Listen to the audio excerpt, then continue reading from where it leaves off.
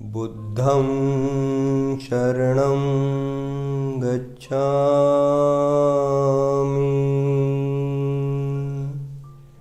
धम्मं शरणं गच्छामि,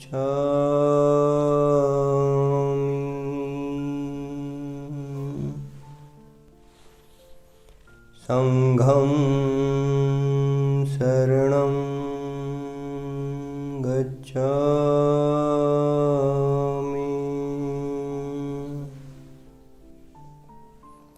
बुद्ध की शरण में जाओ, धर्म की शरण में जाओ, संघ की शरण में जाओ।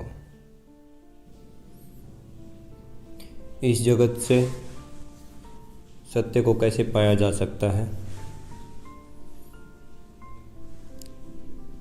सच होने का एक ही उपाय है, और वह क्या उपाय है?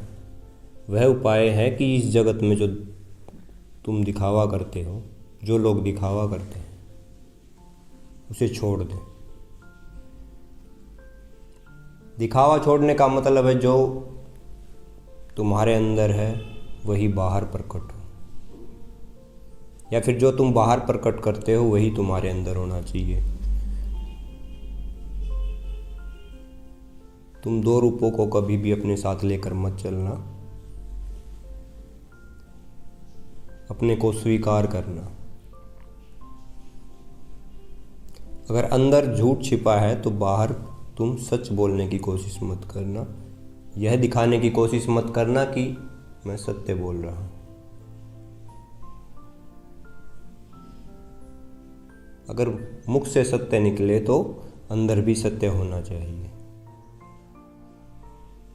अगर अंदर झूठ है तो झूठ बोलने की भी हिम्मत तुम्हारे अंदर होनी चाहिए। झूठ बोलने का मतलब है, अगर तुम्हारे अंदर झूठ छिपी है तो तुम उसको, अगर तुमने जो जैसा कर्तव्य किया है उसको वैसा ही यूं का यूं बता दो। जो तुमने जो कर्म किया उसको सत्य का रूप दे दो कि मैंने तो ऐसा किया। अगर उस बात को घुमाओगे, तोड़ोगे, मरोड़ोगे तो वह असत्य हो जाती है। उसका रूप असत्य का रूप हो जाता है। सत्य का मतलब है जैसे तुम अंदर हो वैसे ही बाहर, और जैसे तुम बाहर अपने को प्रकट करते हो वैसे ही तुम अंदर ही हो। बाहर और भीतर में कोई भेद नहीं है, एक ही है। दो रूप नहीं है, एक ही रूप है। अगर तुम सच होने का दिखावा करते हो तो वहीं से झूठ पैदा हो जाती है। तुम्हें स्वीकार करने की भावना होनी चाहिए, भाव होना चाहिए, एक्सेप्टेंस होनी चाहिए तुम्हारे अंदर कि अगर तुम बुरे हो तो बुरे, भले हो तो भले। अगर चोर हो तो चोर, ईमानदार हो तो ईमानदार, साधु हो तो साधु, अगर असाधु हो तो असाधु ही अपने को मानो।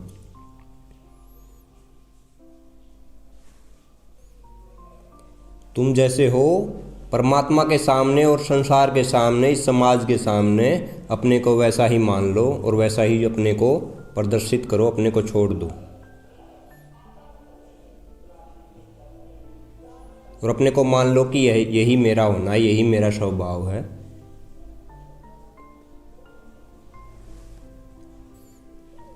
फिर अगर तुम्हें वहीं से अपना स्वभाव खराब लगे तो उसमें फिर बदलने की कोशिश करना।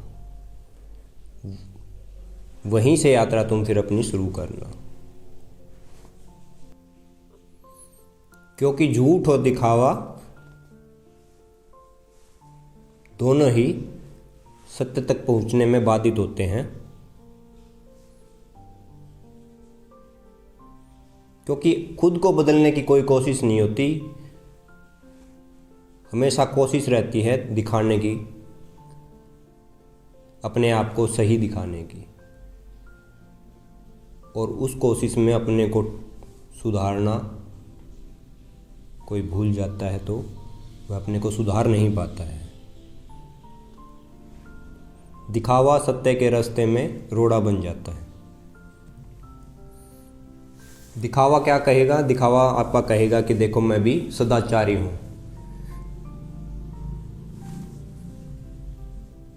मैं भी उन महात्मा महान पुरुषों के समान हूं, मैं भी बुद्ध के समान हूं। वह अपनी तुलना फिर किससे करता है? दिखावा जो होता है, दिखावा फिर तुलना करता है महान पुरुषों से, अपने आप को जताना चाहता है बुद्ध के समान, महावीर के समान।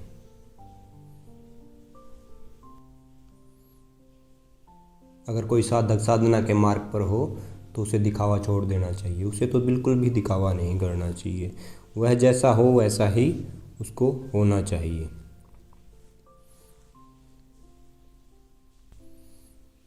कई साधक क्या करते हैं, कई साधकों पर अपने गुरु का रंग चढ़ जाता है, गुरु जैसा दिखता है वैसा बनने की कोशिश करते हैं। बाहर का आचरण गुरु का अच्छा लगता है, बाहर का आचरण वो लेने की कोशिश करते हैं, लेकिन वो यह नहीं देखते कि अंदर का आचरण गुरु का कैसा है, अंदर के आचरण को पकड़ना है। अंदर का जो आचरण गुरु का हुआ है वही तो वह बाहर प्रकट करता है।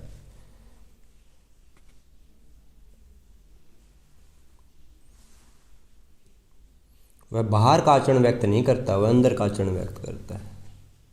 जो अंदर सत्य है वही सत्य को बाहर प्रकट करता है, उसी का इशारा तुम्हें देता है। तुम बाहर का आचरण पकड़ते हो और वैसा ही करते हो,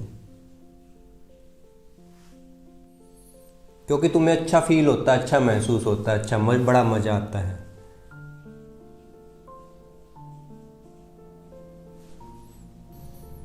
अगर तुमने बाहर का आचरण ओढ़ा तो तुम कितने दिन रुक पाओगे, कितने दिन टिक पाओगे? जो तुम्हारे अंदर का जो असत्य है वह किसी न किसी रूप में तो बाहर आएगा, ज़्यादा देर तक तुम रुक नहीं पाओगे। अगर तुम अंदर से बुरे हो तो अपने अंदर को बुरा मान लो कि हाँ मैं बुरा हूँ, मुझे बदलना है, मुझे गुरु की संगति में रहकर बदलना है। गुरु का ऐसा आचरण ऐसी स्थिति में वो होगा तभी तो उसका आचरण ऐसा निकल कर बाहर आता है। मैं उस दशा को पकड़ूं और उस दशा को पकड़ने के लिए तुम जहाँ खड़े होते हो वहीं से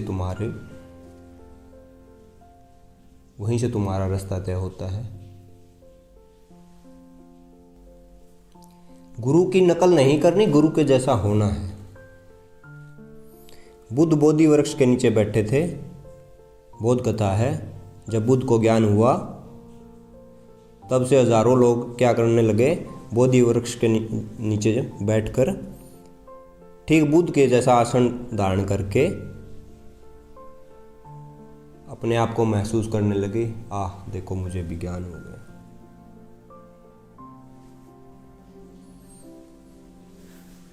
आकांक्षा क्या की साधक ने कि मुझे ज्ञान हो गया, पर वह हुआ नहीं होता। कोई कपड़े पहन लेने से, वैसा आचरण कर लेने से ज्ञान उपलब्ध नहीं होता।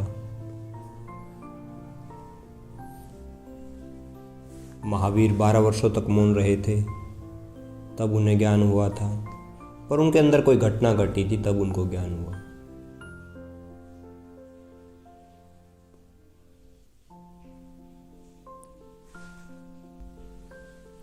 अब आप देखेंगे कि जो जैन मुनि है वो महावीर का अनुकरण कर रहे हैं। महावीर को तो मौन से ज्ञान उपलब्ध हुआ।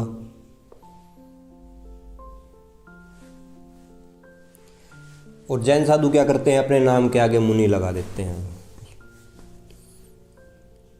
जैन मुनि।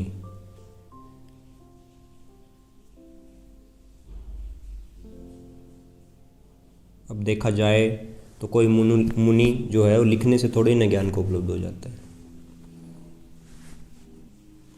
अब जैन मुनि क्या करते हैं, महावीर का अनुकरण करते हैं, लेकिन महावीर ने किसी का अनुकरण नहीं किया था। महावीर के साथ जो घटना घटी थी वह आविर्भाव था।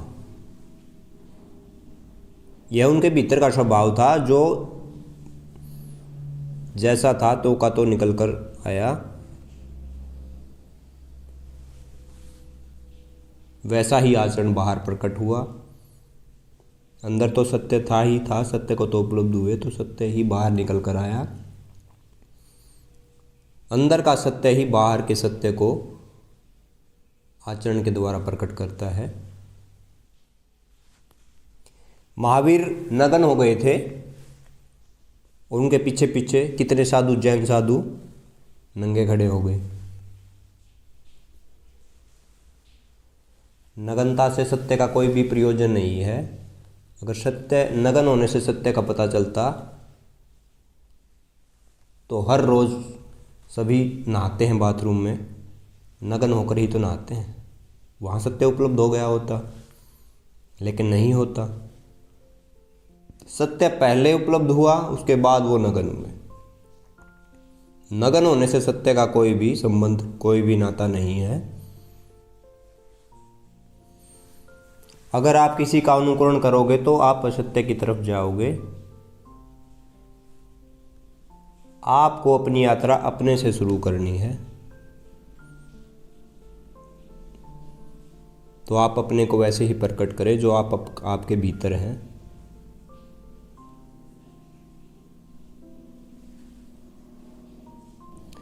भीतर जो आप कुछ हैं उसे बाहर कुछ और दिखाने की कोशिश ना करें, अन्यथा क्या होगा, अन्यथा आप झूठ में पड़ जाएंगे, आप झूठे हो जाएंगे। फिर तुम सत्य को कैसे पाओगे। कोई बुद्ध सोचता नहीं है कि वह कैसे चले, उसमें कैसे चलना है, कैसे उठना है, कैसे बैठना है, क्या कहना है, क्या नहीं कहना है। उसके अंदर से जो निकलता है वह वही कहता है, उससे जैसा चला जाता है वह वैसा ही चलता है।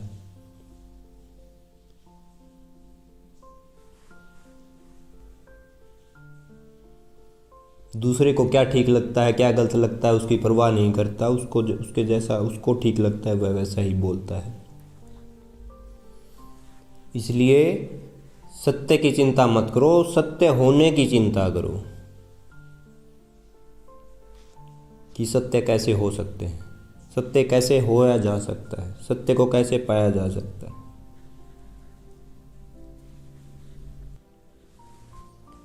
किसी की नकल ना करें, आप जैसे हैं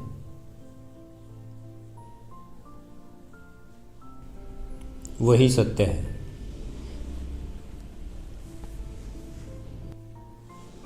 एक जैन साधु अपने गुरु के पास था, तो उस जैन साधु ने क्या किया, उस जैन साधु ने अपने गुरु को तृप्त करने के लिए बहुत सारे उपाय किए कि गुरु ये कह दे कि हाँ तुम ज्ञान को उपलब्ध हो गए, तुमने सत्य पा लिया। लेकिन गुरु तब तृप्त नहीं हुए।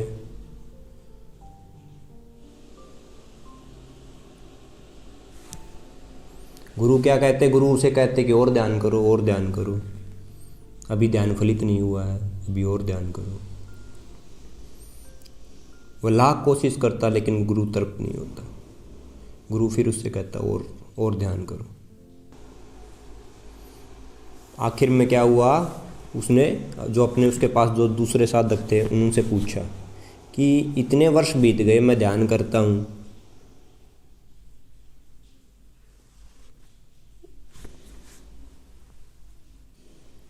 और इतने प्रयास के बावजूद भी मैं गुरु की परीक्षा में उत्तीर्ण नहीं होता। और अब मैं थक गया हूँ, मैं क्या करूँ? तो दूसरे साधु ने कहा,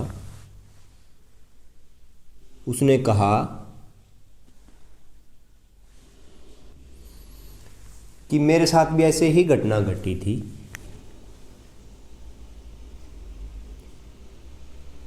गुरु ने मेरी भी परीक्षा ऐसे ही ली थी। मुझे भी गुरु ऐसे ही कहते थे कि नहीं, अभी और ध्यान करो, अभी और ध्यान की ज़रूरत है। मैं भी वर्षों परेशान रहा था, लेकिन जब तक मैं परेशान रहा था तब तक मैं अपने को बचा रहा था, क्योंकि मैं सिद्ध करना चाहता था कि मैं सत्य को उपलब्ध हो गया हूँ।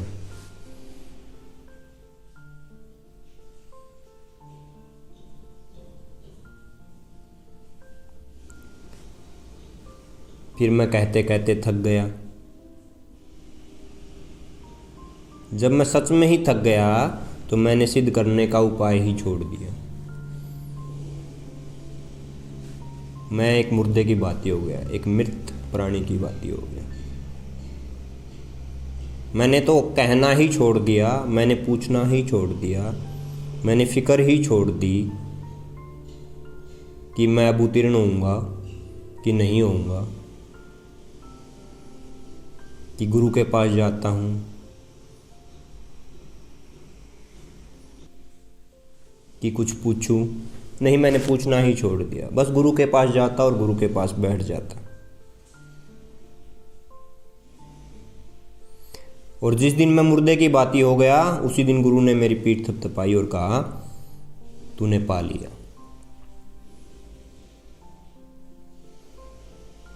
कहाँ पाया इतना तो मुझे भी नहीं पता, लेकिन उस दिन गुरु ने कहा था तुमने।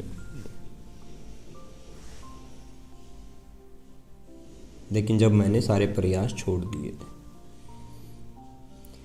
जब तक प्रयास है तब तक सत्य तुमसे दूर है।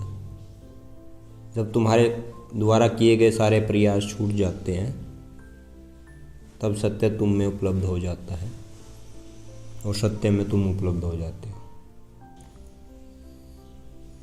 लेकिन उस साधक की चालाकी देखो, जो दूसरा साधक था उसने क्या किया। उसने उस साधक को कहा कि मेरे भाई, यह बात तुमने पहले क्यों नहीं बताई?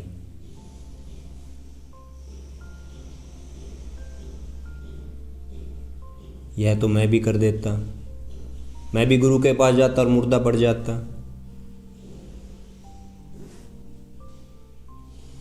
फिर उस दूसरे साधक ने भी उसका अनुकरण किया, अपने मित्र का।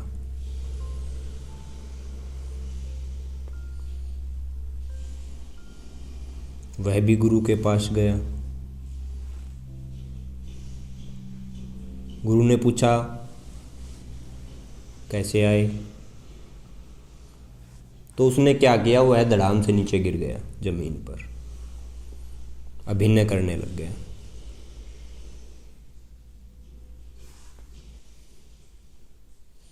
उसने सोचा जब अभिनय ही करना है, जब नाटक ही करना है, तो छोटा मोटा नाटक ही क्यों, मैं तो पूरा ही नाटक कर देता हूँ। बैठना ही क्या, मैं तो ज़मीन पे ही। वह क्या किया, उसने ज़मीन पे ही गिर गया। उसने सोचा मैं बैठूं ही क्यों, मैं तो गिर ही जाता हूँ, फिर पूरा ही कर देता हूँ। वह गिर गया, एक मृत की भांति अपने को छोड़ दिया। और उसने क्या किया, उसने फिर अपनी आंखें मूंद ली। गुरु ने कहा, बड़े भले लग रहे हो, बिल्कुल ठीक। गुरु ने कहा, ध्यान का क्या हुआ? तो उसने क्या किया, अपनी एक आंख खोली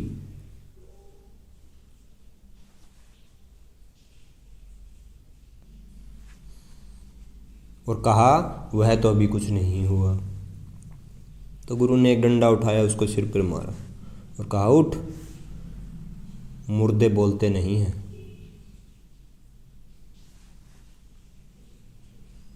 तो किसी का अनुकरण नहीं करना चाहिए, किसी की कहानी सुनकर अपने ऊपर लागू नहीं करनी चाहिए, वैसा अपने आप को दिखावा नहीं करना चाहिए।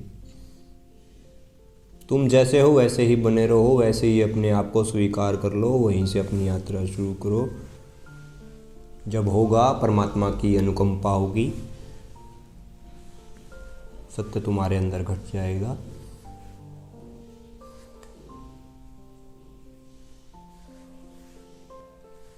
प्रयत्न करना ही तुम्हारा कर्म है। आज का इतना ही। नमस्कार।